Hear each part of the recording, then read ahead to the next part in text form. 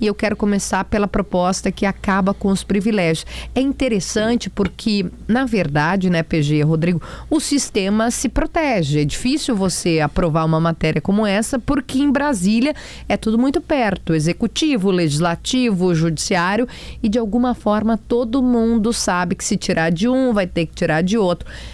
Como é que surgiu a ideia de enfrentar isso e se tu acha que tem alguma chance diante do sistema? Bom, primeiro, isso é uma coisa que sempre me indignou antes do mandato. Acho que essa é uma das coisas que pessoalmente mais me movem, é o combate a super salários, a privilégios, né, a deputados, senadores, juízes, promotores, ministros, né, receberem aí já teve um caso de contra-cheque com um desembargador de 2.500.000 reais no único mês. 2 milhões? Indenizações retroativas, exatamente, 2.500.000, né, porque o que acontece? Muitas vezes o judiciário, o Ministério Público se concedem um novo benefício, né, então vamos fingir que tem ali um auxílio notebook.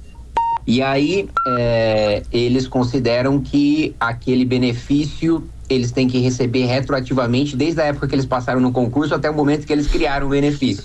E aí eles recebem essa indenização no único mês. E é justamente com isso que a gente quer acabar com a PEC antiprivilégio, né? Acho que são 3 pontos principais.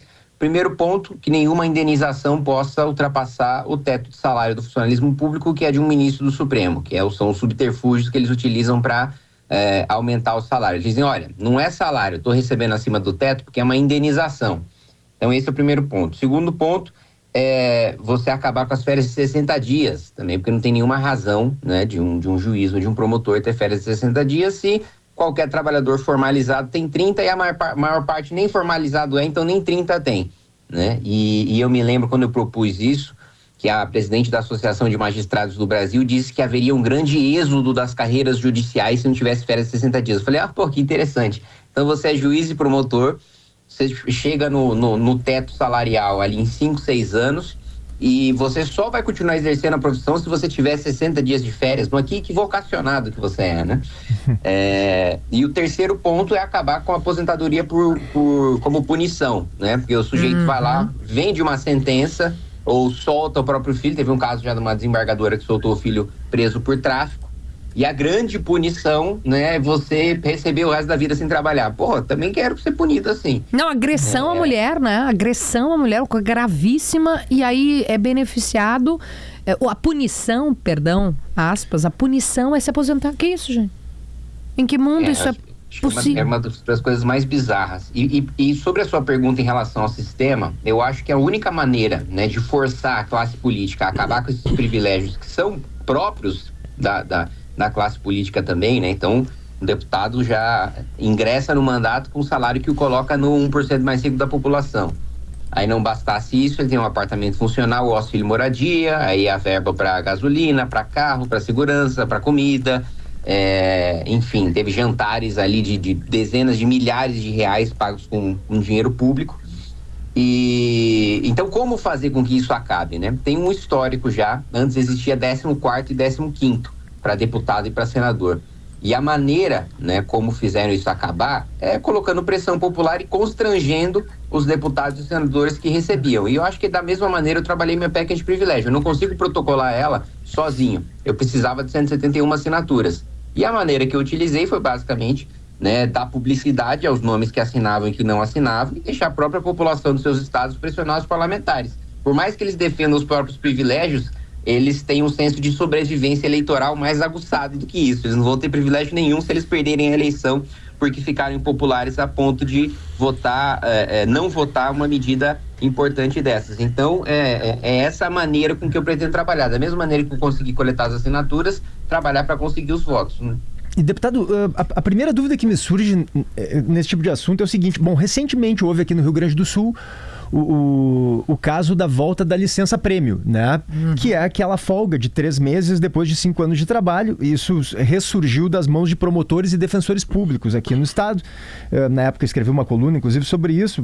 É uma coisa aberrante, especialmente porque em 2019, deputado, havia sido aprovada uma proposta de emenda constitucional na Constituição aqui do Rio Grande do Sul, proibindo a licença-prêmio, proibindo esse tipo de privilégio. Não adiantou, porque eles acham, né, eles se entendem acima da Constituição estadual, né? Por quê? Porque lá em Rondônia, se aprovar o retorno da licença-prêmio, eles acham que é uma carreira nacional, essa carreira jurídica, e aí começa a aprovar para todo mundo de novo, porque por uma questão de como é que eles chamam, que é de equidade, né, entre todos os estados nas carreiras jurídicas.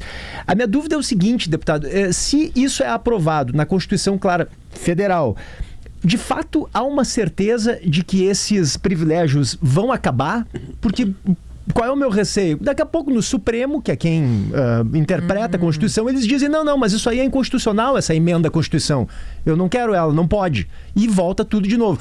Porque por que eu estou perguntando isso? Porque é um tema que há décadas, né, a gente fala sobre isso, a gente bate nisso, não faz diferença nenhuma, eles continuam inventando todo tipo de cacareco, de estripulia para colocar novos benefícios, novos privilégios, novos penduricalhos em seus salários e nada muda. O senhor acha que nesse caso, aprovando uma PEC na Constituição, necessariamente vai mudar? Ou pode-se fazer alguma coisa ali adiante, no Supremo, por exemplo, para que essa PEC caia em desuso? Olha, certeza no Brasil não existe, né? É a frase clássica do Pedro Malan, que até o passado é incerto. Mas que você colocar no texto da Constituição dificulta muito, primeiro porque hoje muitos desses aumentos são criados não são nem por decisões judiciais, são decisões administrativas. Colocando isso na Constituição Federal, por decisão administrativa, esquece. Isso cairia por ilegalidade e inconstitucionalidade muito facilmente. Decisões judiciais de instâncias inferiores, então na primeira e na segunda, que criassem esses benefícios, e vamos ser claros aqui também, tá? A maior parte desses absurdos e os maiores absurdos estão nos estados, né? Não estão na Justiça Federal. A Justiça Federal existem os seus privilégios, existe super salário também, mas super salários menores e violações menos comuns do que dos estados. A minha sensação é de que, como há muito menos atenção nas assembleias legislativas, como há muito menos fiscalização dos judiciários estaduais, eles se sentem mais confortáveis de promover esses abusos. Então, o primeiro ponto colocando na Constituição Federal, a gente enfraqueceria bastante a margem de atuação de decisões administrativas ou mesmo de decisões judiciais de primeiro e de segundo grau. No Supremo Tribunal Federal, eu duvido muito que cairia absolutamente a emenda inteira, porque para declarar a inconstitucionalidade de um texto constitucional, eles precisariam argumentar que violaria a cláusula pétrea. E eu não me lembro de ter super salários ou de ter férias de 60 dias como um dos princípios fundamentais da nossa Constituição. Então, garantia, nós não temos garantia de nada nesse país, mas que colocar na Constituição seria muito mais efetivo do que, por exemplo, o projeto que o Haddad mandou no final do ano passado, de aprovar isso por lei ordinária. Isso aí, lei ordinária e nada em relação aos super salários é a mesma coisa. Deputado, queria mudar um pouquinho de assunto, trazendo a polêmica, né, que tomou o noticiário na semana passada com relação à adultização de crianças, sexualização de crianças. O senhor protocolou um projeto que altera o Estatuto da Criança e do Adolescente para proibir o acesso de crianças de até 14 anos às redes sociais. Paralelamente a isso, essa semana também no Congresso deve haver muitas discussões para retomada do debate sobre regulamentação de redes sociais. A direita normalmente vê regulamentação de redes sociais como censura. Por outro lado, esta polêmica em função das crianças, de alguma forma, abriu uma possibilidade de diálogo, de aproximação entre direita e esquerda sobre a necessidade de se fazer alguma coisa em função de tudo que está acontecendo. Como é que o senhor está vendo esse debate?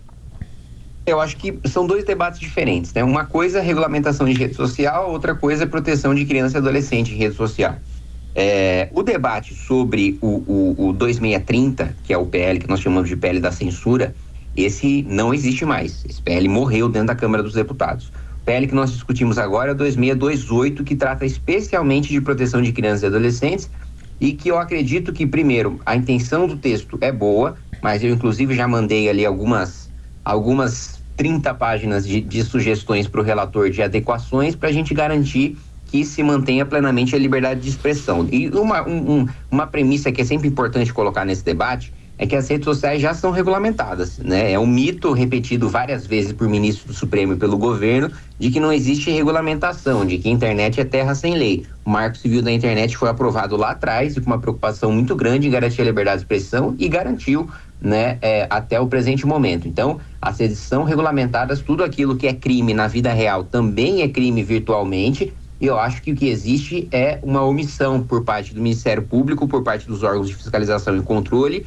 de reforçar, né, aplicar o Código Penal e o Marco Civil da Internet. Agora, que sem dúvida nenhuma a gente pode ter avanços, né, em relação à proteção de criança e adolescente. Eu, pessoalmente, dessa proibição de até 14 anos de idade, me baseio muito na legislação da Flórida, né, que foi implementada pelo governador Ron DeSantis, e que eu acho extremamente razoável, né? Num ambiente de exposição pública, de vídeo, de imagem, uma criança ali de até 14 anos de idade, que a gente considera, se a gente considera no Código Civil que essa criança não tem a capacidade de estabelecer um contrato de compra e venda, imagina ele expor toda a sua vida inteira numa rede social. Então, nesse aspecto, eu acho que é uma discussão bastante tranquila.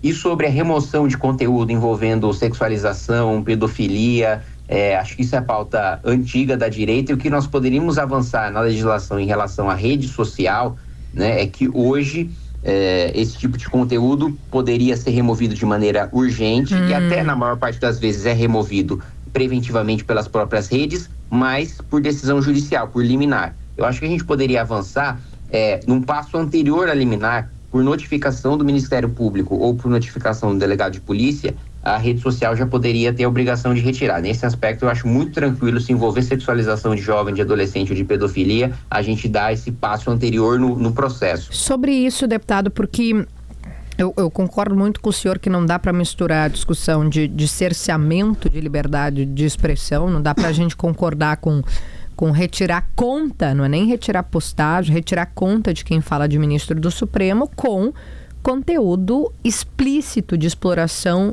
e exploração sexual de crianças. O vídeo do Ítalo, que eu no caso, só tomei conhecimento a partir do vídeo do Felca, o reality show, né, a gente chama assim, ele mostrava as crianças e adolescentes com roupas curtíssimas, sexualizadas, embaixo do edredom, puxava o edredom, com bebida alcoólica, com ambiente assim que não é ambiente de criança e pior, exposto. E aí, deputado, que eu queria lhe perguntar, porque não era deep web, né? Não era algo escondido, era aberto para quem quisesse ver. Como é que a gente enfrenta isso? Porque se a plataforma permitiu, ela não tem que ser punida? Eu sei que tem a regra já, né, que o senhor disse que ela não tem que... Mas ainda não sei se é claro o suficiente ou se ela é cumprida. Se a gente tem uma lei que não é cumprida, ela não está funcionando. Na Europa elas cumprem com o dever do cuidado. Aqui não tem isso. E na Alemanha, que eu sei, é uma lei controversa, né, também gerou esse debate da censura.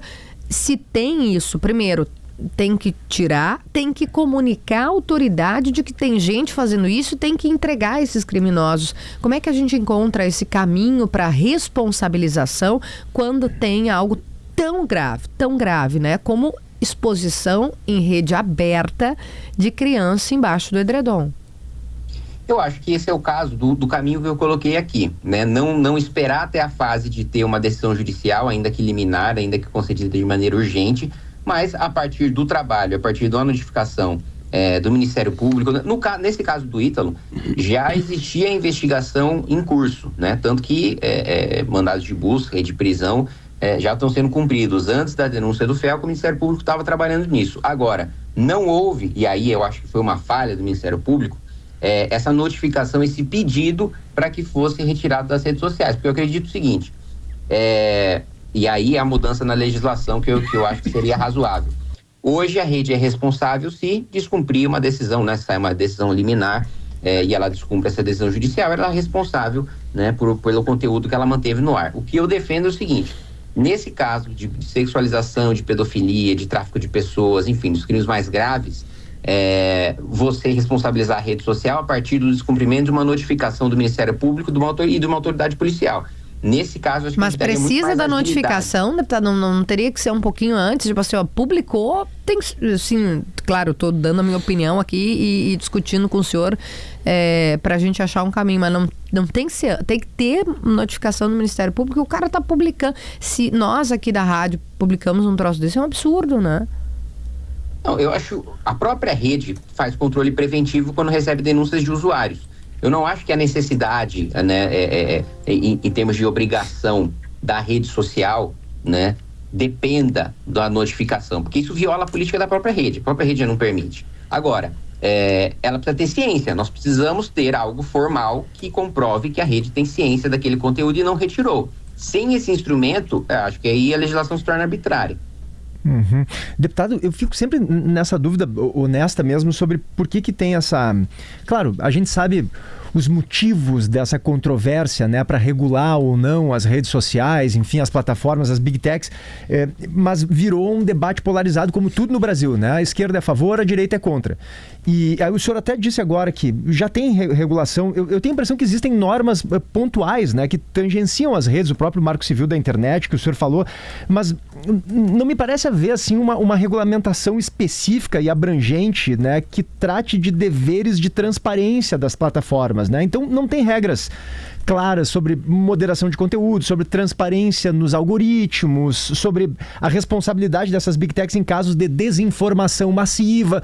Por que isso é um tabu tão grande, né? Por que a direita não pode concordar com isso e por que a esquerda também precisa achar que tem que banir necessariamente um monte de gente de usar o Instagram e o Twitter? Eu queria entender melhor. Me parece que uma regulamentação falta. Essas big techs, elas ditam tudo que a sociedade hoje consome do ponto de vista de informação, né? Eu discordo. Eu acho que as redes sociais, elas são um instrumento e não há um ditado, não há uma imposição das redes sociais em relação ao conteúdo que é consumido. Mas os algoritmos, né, deputado? O algoritmo, ele não houve, até hoje, nenhuma prova de que o algoritmo foi utilizado pela rede social para induzir o debate para lado A ou para lado B. O ponto é, há pessoas que produzem conteúdo, eu sou um deles, né? Antes mesmo de ter um mandato de deputado federal, eu ingressei no debate público e eu me tornei conhecido em razão da minha comunicação em rede social. Não fui ajudado por nenhuma rede social, ninguém foi influenciado por rede social, por algoritmo a assistir o meu conteúdo. Pelo contrário, já tive algumas contas derrubadas por políticas internas das próprias redes. Então, desse ponto, em relação às redes estão como manipulando o debate público com a marionete, isso eu não acredito de nenhuma maneira, mesmo porque nós temos pessoas muito influentes, com muitos views e com muitos likes, que defendem a regulamentação que as redes são contra. Então, nesse aspecto eu não acredito. Agora, quando a gente para analisar o 2630, né, que é o projeto que a gente chama de PL da censura, eu acho que duas coisas deveriam chamar a atenção. Primeiro, 2 artigos falam sobre fake news. Então, assim, não é um projeto sobre notícias falsas. A maior parte dos artigos tratam sobre regulamentações econômicas das redes sociais, inclusive impondo ônus que a imprensa tradicional não tem. Então, por exemplo, se eu compro um anúncio lá e decido no intervalo da Rede Globo anunciar um produto, se aquele produto é fraudulento, se é um estelionato, a Rede Globo não tem nenhuma responsabilidade sobre aquilo, segundo o Código de Defesa do Consumidor. O projeto estava estabelecendo essa responsabilidade para as redes sociais. E diferente da Rede Globo, as redes sociais têm anúncios de 50, de 100 reais. Se esse tipo de regulamentação for aprovada, o que vai acontecer é prejudicar os anunciantes menores, os mais pobres, porque a rede social vai fazer o quê? Olha, eu vou ter uma linha de corte aqui, então, de aceitar anúncios só acima de 10, 15, 20, 50 mil reais, que aí eu consigo ter o controle daquilo que é anunciado, e aí eu vou ser menos responsabilizado por fraudes ou por qualquer coisa que é divulgado nela. Se a gente fosse fazer uma alteração na legislação para que a rede social fosse responsabilizada pelo anúncio, da mesma maneira que veículos tradicionais de comunicação são, nem que seja em vez de afrouxar para veículos de comunicação, o outro lado, endurecer para a rede social. Então, o veículo de comunicação vai ser responsável por um estelionato, por um produto fraudulento que é divulgado nesse veículo, nesse jornal, nessa rádio, nessa TV, na mesma proporção que a rede social. Aí eu acho ok. O que não dá é para você utilizar a desculpa da discussão de fake news para dar um privilégio econômico para grupos de mídia tradicional que fazem esse lobby no Congresso Nacional. Outro aspecto é o dever de cuidado, né? Essa preocupação do dever de cuidado foi muito debatida no Marco Civil, com a preocupação em relação à censura privada, com a preocupação não é nem censura em relação ao governo, das próprias redes sociais censurarem conteúdo. E por quê? Porque a partir do momento que você determina que todo e qualquer conteúdo, sem que haja nenhuma comprovação de que a rede social tem ciência daquilo, muito menos participação, a rede ela é responsável por aquele conteúdo solidariamente, ela responde na mesma proporção de quem publicou, eventualmente até pelo mesmo crime, a rede social vai promover uma censura privada muito grande, porque em qualquer dúvida, em qualquer denúncia de qualquer usuário, principalmente de grandes usuários muito influentes, que, Sim. por exemplo, eu posso pegar meus seguidores e mandar todo mundo denunciar uma publicação, só porque eu discordo daquele meu oponente político. Preventivamente, aquela rede vai derrubar para não ser responsabilizado. Então, eu acho que a discussão ela é muito mais complexa do que se faz no debate público. Sim. Deputado, a gente precisa encerrar a entrevista, mas eu queria fazer uma pergunta que é, na verdade, uma curiosidade. O senhor construiu lá no início a sua carreira no MBL, o MBL agora que está se tornando um partido político. Hoje o senhor está no União. Eventualmente pretende mudar de partido, ser candidato à presidência pelo novo partido? Quais são os seus planos aí? Na verdade, para a presidência eu estou inelegível, né? Porque eu não tenho idade.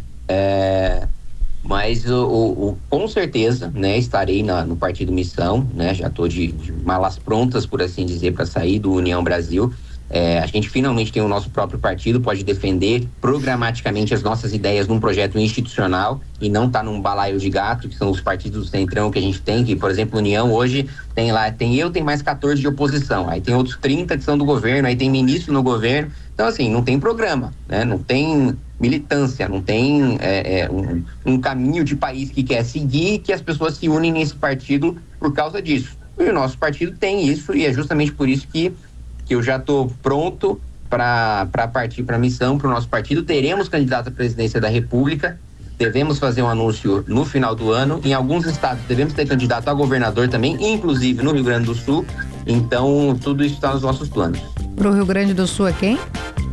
Não, calma, você vai descobrir com o tempo. Meu papel é perguntar, né, deputado? O senhor sabe. Por causa do adiantado da hora, a gente não conseguiu falar do seu processo de cassação, né, do bate-boca que teve na Câmara, mas eu convido os ouvintes a olharem o seu vídeo lá nas redes sociais, que o senhor está bem claro no seu posicionamento e o que o senhor defende em relação a esse processo, daquela discussão que teve no plenário da Câmara. Deputado, quero agradecer, faz tempo que a gente queria fazer essa conversa, que bom que conseguimos fazer hoje e vamos lhe chamar mais vezes. A gente tem no próximo bloco, só para lhe contar, deputado, a Monja Cohen. Então, se alguém ficou muito estressado com as nossas discussões, no próximo bloco todo mundo vai se acalmar. O senhor está convidado, inclusive. Maravilha, muito obrigado, bom trabalho para vocês, estou sempre à disposição. Obrigada, deputado, que é um deputado muito conhecido, tem um trabalho já, eu disse, de antes, né, dos movimentos de rua, é bastante posicionado, não deixa de dar a sua opinião, e o que a gente faz aqui no Timeline é sempre trazer posicionamentos para que as pessoas falem e os nossos ouvintes formem as suas convicções. Kim Kataguiri aqui com a gente, 10h36. O projeto do deputado Kim Kataguiri, só para sublinhar, de restringir ou, na verdade, de acabar com os privilégios para a carreira jurídica é um bom projeto. Excelente. É um projeto correto. E é uma pena que a gente viva num momento no Brasil tão polarizado, que tem uma rivalidade tão grande envolvendo tudo, que grande parte dos partidos de esquerda, grande parte dos deputados não aderiram às assinaturas. PT não deu um voto. PT, PSOL também não. Tem alguns deputados identificados à esquerda que deram. A deputada Tabata Amaral, por exemplo, é uma deputada de centro-esquerda, né? Mas a esquerda mesmo, de fato, não ela deu. Ignorou, né? Então me parece que, assim, se vier dele eu sou contra, se vier do outro eu sou contra. É uma pena que o debate público tenha atingido esse nível de mediocridade. E o projeto do deputado Kataguiri é bom, é mais importante. correto do que acabar com a aposentadoria como punição ou pensar, discutir 60 dias de férias, no mínimo relevante, né? No mínimo relevante.